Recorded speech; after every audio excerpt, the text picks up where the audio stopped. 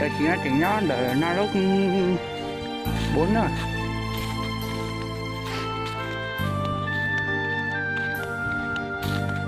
Cái xe mà nó có cỡ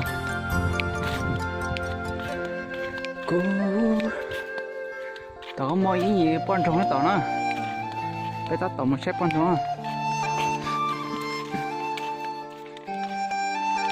nào lúc cái trời nó có cần rồi á nhà linh từ chỉ tao tốt đó nó tôi cũng mặc khen đi mà cho năm phần ché rồi cái trời mà nó có cần rồi đi tao cho học về kiểu thế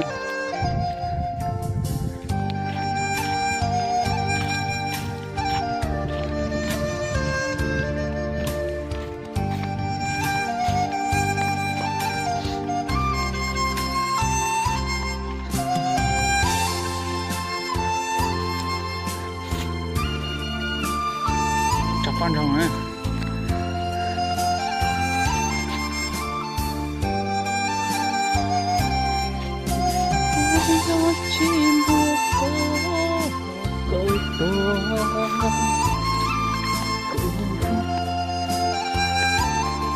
Mấy nhỉ?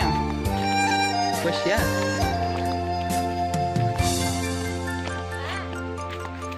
À sao? Ôi giời.